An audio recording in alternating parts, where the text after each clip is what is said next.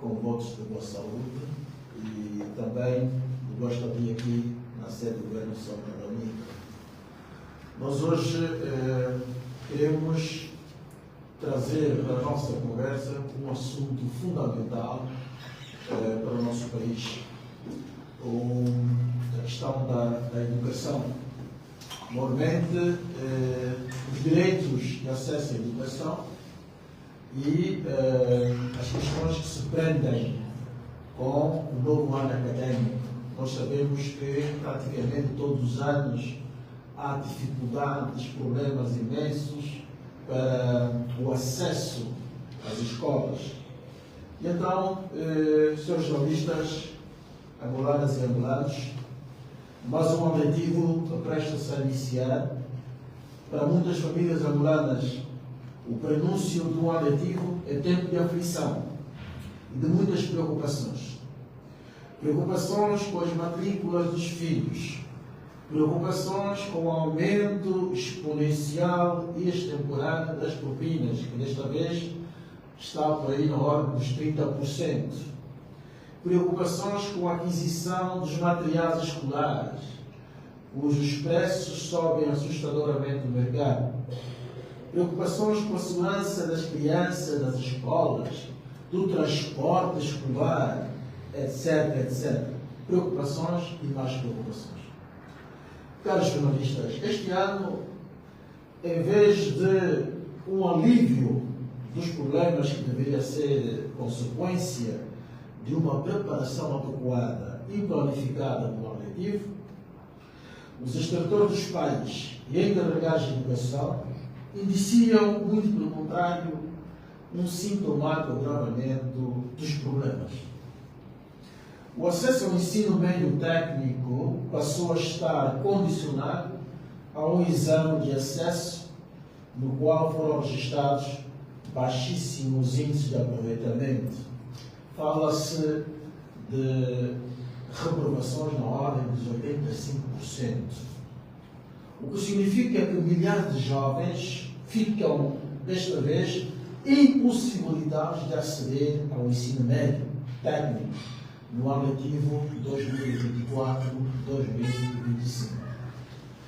Por exemplo, no Instituto Médio de Economia de Luanda foram declaradas 1000 vagas, mas apresentaram-se ao exame de acesso cerca de 7.000 candidatos. O que será feito dos 6.000 jovens estudantes que não conseguiram o acesso? Ficará mais um ano em casa à espera de novas oportunidades? É mesmo sensato este trancar de portas às oportunidades para os jovens? Ainda em Luanda, todas as escolas públicas do famoso lado das escolas, bem conhecido por nós, foram encerradas para obras. E os promotores de tais obras não previram alternativas para o universo de estudantes destas escolas, cujas obras não têm prazo bem estabelecido para o seu término. A mesma situação é referida a uma escola no Cazenga, que comporta 8.000 alunos. Por esta razão, que denota uma falta flagrante de planificação, milhares de estudantes correm o risco de ficar em casa neste ano letivo, com todas as consequências que decorrem deste facto, como a desmotivação para estudar, o espaço para a delinquência juvenil e outras consequências que não deveriam ser ignoradas por decisores em educação do país, porque isso atrasa o desenvolvimento humano. Senhores jornalistas, por todo o país chovem informações segundo as quais as obras do PIMB, que prometiam, no geral, uma oferta adicional e substancial de salas de aula, foram simplesmente abandonadas. Não foram concluídas ou não foram equipadas para suportar com eficiência o processo educativo. Na base deste completo descarrilhamento deste programa PIB, mais um programa mal sucedido do Executivo, são apontadas geralmente questões financeiras, problemas de execução financeira. Mas também ouvimos falar, a miúde, de problemas de execução física que tem que ver com incumprimentos da parte dos empreiteiros. Mas também não podemos pôr ao lado o problema da opacidade e da falta de transparência na gestão. Já ouvimos falar também de administradores municipais que estão agora a responder diante da Justiça por não completar recursos destinados para a construção e equipamento das escolas. Portanto, se estivermos no PIM, que serviu como pretexto para retardar o processo autárquico, o Presidente da República e titular do Poder Executivo assegurou que o financiamento do programa estava garantido. O programa estava avaliado em 2 mil milhões de dólares que deveriam ser sacados do Fundo Soberano. Como entender que sejam questões financeiras a impedir o acabamento dessas empreitadas? Não fica demonstrada aqui a gestão danosa, a falta de transparência, que se tornou já uma marca deste Executivo? Como se todos esses problemas não resolvidos no ano letivo anterior, que certamente terão um forte impacto neste ano que está prestes a começar. Por exemplo, para o ano letivo passado, o Orçamento Geral do Estado escreveu uma verba de cerca de 4 mil milhões de kwanzas para a aquisição de novas carteiras para equipar as escolas em todo o país. Não há, entretanto, evidências de que uma única carteira foi adquirida e distribuída ao abrigo desta rubrica do Orçamento Geral do Estado. Isto é grave. Por isso, os problemas ligados a este item, que é um apetrecho importante para conferir algum conforto em sala de aula, que é capital no processo de ensino-aprendizagem, vão seguramente se multiplicar neste ano letivo. Também aqui a questão dos manuais escolares. No ano letivo, no ano transato, foi aprovada uma verba de cerca de 2 mil milhões de kwanzas para a aquisição de novos manuais. Segundo as nossas constatações, estes manuais, os estudantes no ano letivo passado não tiveram acesso a estes manuais. Muitas das escolas estão em adiantado estado de deterioração física, e aqui uma coisa gravíssima também: mais de 90% das escolas públicas, mesmo aquelas que estão localizadas no casco urbano da capital, não têm água corrente, não têm eletricidade, facilidades de saneamento e casas de banho. O problema das casas de banho das escolas tornou-se já uma questão premente, que tem de afetar sobremaneira o fator educativo, muito embora as autoridades não tenham em devida conta. Isso tem muito a ver com a saúde dos nossos alunos, com a higiene. Isto tudo sem falar daquelas salas de aula de construção precária ou que funcionam simplesmente debaixo das árvores. A este propósito, é bom lembrar que o Ministério da Educação, na pessoa da atual ministra Luísa Grilo, anunciou recentemente um programa tendendo a pôr fim a estas salas de aula improvisadas. Mas até o momento não há nenhum indício de que o programa tenha conhecido avanços. Muito provavelmente, ainda neste ano letivo, nós teremos muitos dos nossos estudantes a estudarem debaixo das árvores. Para todos os efeitos, a situação permanece inalterada, não obstante da forma pomposa como foi anunciado o programa. Caros jornalistas, temos também alguns problemas no ensino superior. Nós não vamos aqui hoje falar de forma exaustiva sobre essa questão do ensino superior. Mas aqui queríamos realçar apenas os problemas que têm que ver com a recente avaliação feita dos cursos de saúde em várias instituições de ensino público e privado, não é? E a decisão tomada pelo governo de suspender por 2 anos o acesso a esses cursos no país. Aqui, que esse será mais um problema para muitos angolanos que não vão poder estudar durante esses 2 anos, sobretudo aqueles que têm vocação para as ciências da saúde. E também dizer que esse assunto, isto podia muito bem ser evitado se, desde logo, quando foram criados esses cursos nessas universidades, se tivesse apostado na qualidade, tendo em conta todos os critérios que são necessários para que esses cursos possam funcionar como tem que ser. E aqui estamos a tentar ir atrás do prejuízo. Isto significa que, se há falta de qualidade desses cursos neste momento, quer dizer também que falham as políticas educativas do Executivo. Senhores jornalistas, angolanos e angolanos, os problemas acima relatados são um indicador inequívoco das dificuldades, dos desafios que os pais encarregados de educação, alunos, docentes, funcionários não docentes e gestores escolares vão enfrentar ainda neste ano letivo. É, na verdade, uma autêntica calamidade em educação que se aprofunda a cada ano porque o Executivo não encontra os remédios apropriados para fomentar a qualidade educativa em Angola.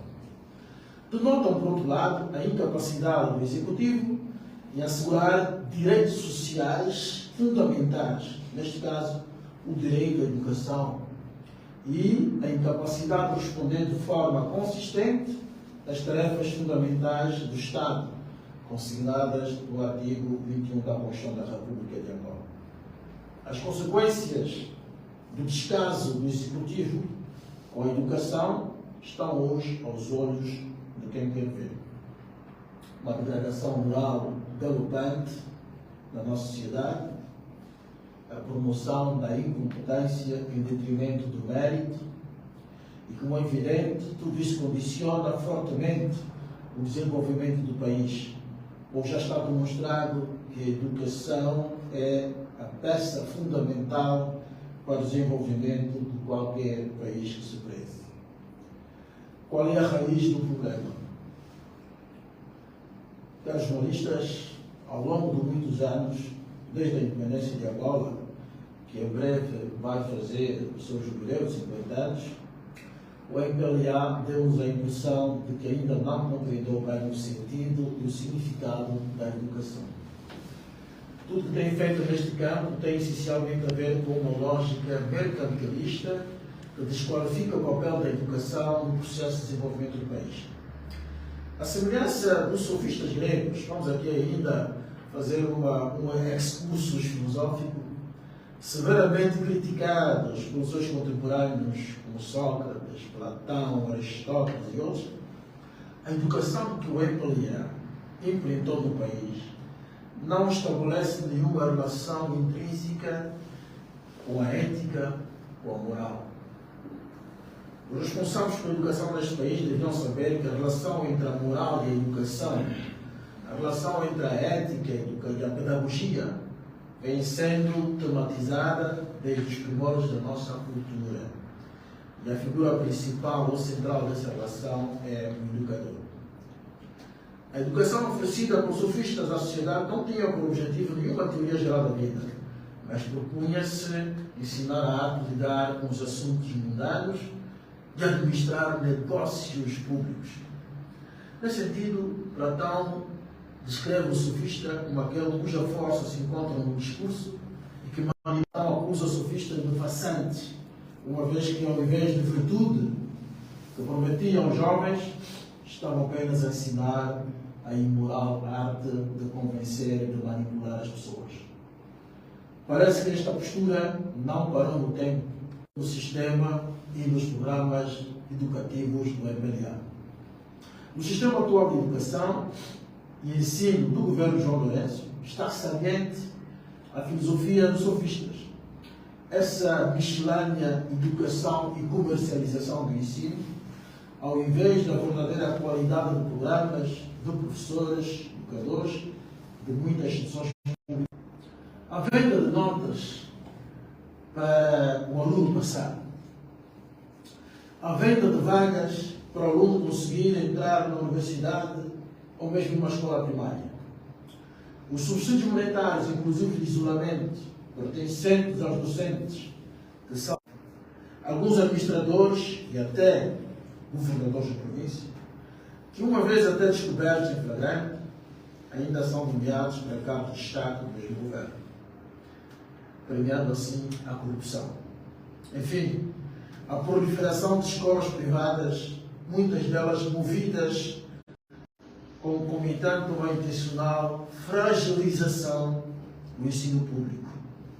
Desta forma, será impossível moldar um sistema de educação capaz de sustentar o desenvolvimento do país. Caros jornalistas, para nós o Governo Sombra, esses são os enormes desafios que se colocam na educação hoje, e no sentido de torná-la apta e habilitar o sujeito angolano a se posicionar com firmeza diante dos complexos desafios dos nossos tempos. É preciso, na nossa visão, ultrapassar rapidamente as questões que emperram hoje a educação em Angola para alcançarmos patamares de qualidade que mais facilmente nos habilitam a enfrentar os desafios da globalização e desenvolvimento. Para o efeito, é fundamental que no sistema atual da educação se estabeleça uma relação intrínseca entre a ética e a educação, porquanto o conhecimento ético deve orientar o agir livre. Não é sobre o educador e seus ensinamentos, mas sobre si mesmo é que o aluno deve fixar a sua atenção para que aprenda a conduzir o seu agir segundo a lei do bem. O educador não atua nem como exemplo, nem como arrogante, nem como autoridade, mas como aquele que ajuda o educando a agir segundo a ideia do bem, da virtude que se pretende, que se encontra no seu interior. O problema da educação em Angola reside no facto da importação de alguns modelos inapropriados à vida e à cultura do nosso povo. Mas a história legou-nos modelos que podem muito bem ser seguidos e aplicados no nosso contexto, de transformar a pessoa num ser humano.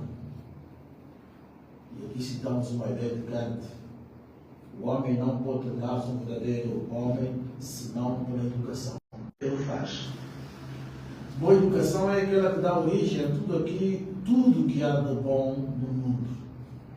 Esta função não por ser cumprida pelo professor que transmite informações, mas pelo educador que educa para a vida.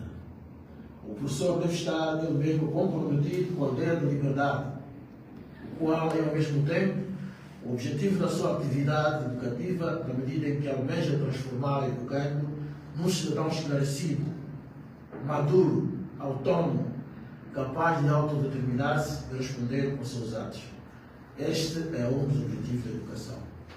Senhores jornalistas, angolanos e angolanos, o mundo tem conhecido transformações muito rápidas, impulsionadas por tecnologias inovadoras, se reinventar e sofisticar.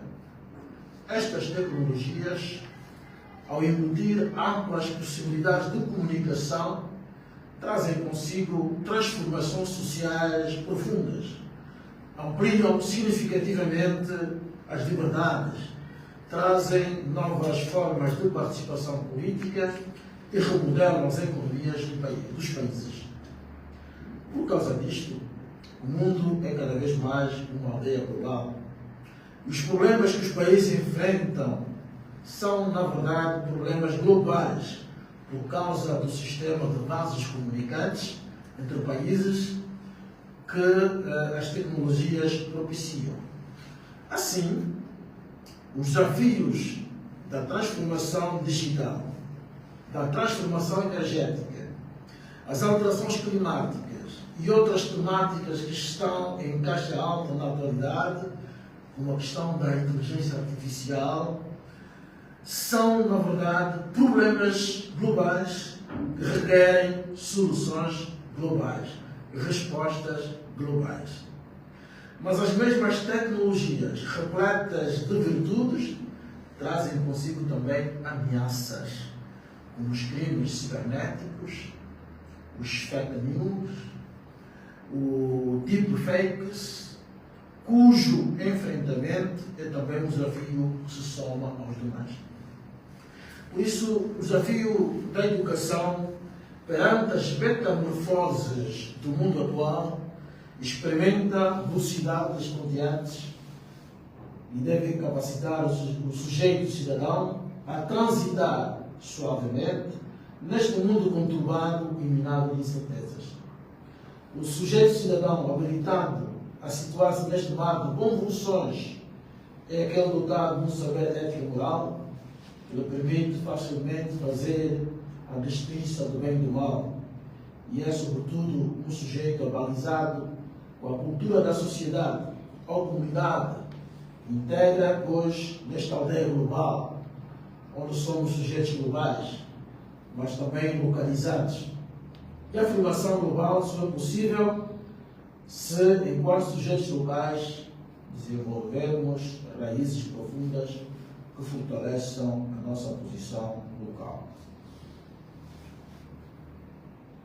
Não podemos formar o sujeito dos novos tempos, sujeito digital, com métodos e projetos pedagógicos que serviram para formar o sujeito analógico. Se a educação não se renovar para se colocar à altura do sujeito digital, o mais provável é que estaremos a retardar o desenvolvimento do nosso país. Nos desafios de desenvolvimento do capital humano é crucial. E se o desenvolvimento não estiver centrado no homem, então não podemos falar em desenvolvimento. É, pois, imperativo encetar reformas à educação para enfrentar os problemas estruturais que caracterizam a nossa educação hoje e habilitar o sistema a oferecer um produto, o sujeito cidadão que transita com firmeza no mundo de incertezas que é o mundo contemporâneo. Habilitar a educação a formar o sujeito cidadão digital implica investimentos avultados que efetivamente transformam a educação com prioridade, não como hoje se verifica que a educação é apenas uma prioridade retórica, uma espécie de adenda governativa, quando na prática é apenas um parente pobre. Isso significa que o Estado deve efetivamente assumir o papel da construção da reserva no que toca à educação. A terceirização mercantilista da educação que hoje assistimos deve ser, na ótica do governo Sombra da UNITA, rechaçada intransigentemente. Dito isto, queremos trazer aqui as seguintes considerações que entendemos importantes. Primeiro, que se faça a mais ampla reforma em educação, de modo a habilitar o sistema a formar o sujeito cidadão dos novos tempos.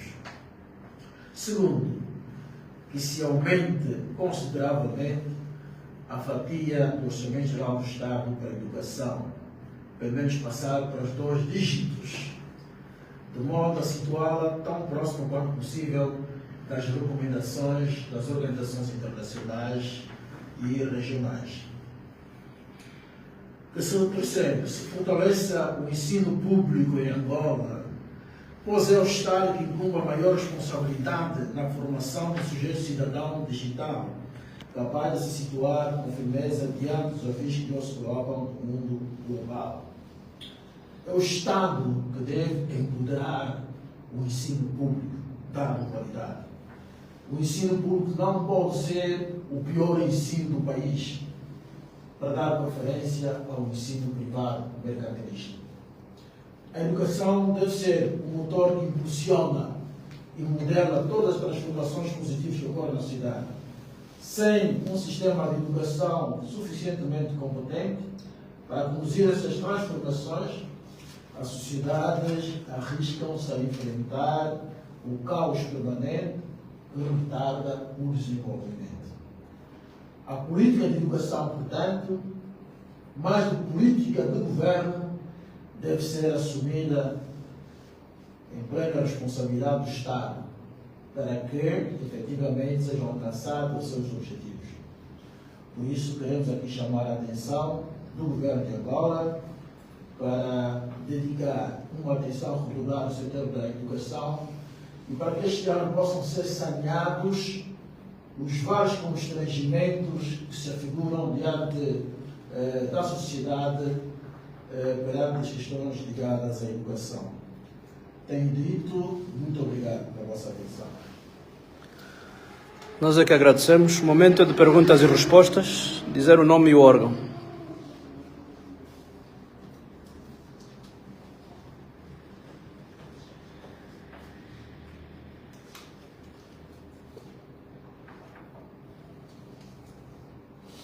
O silêncio indica que não temos perguntas. Está tudo claro.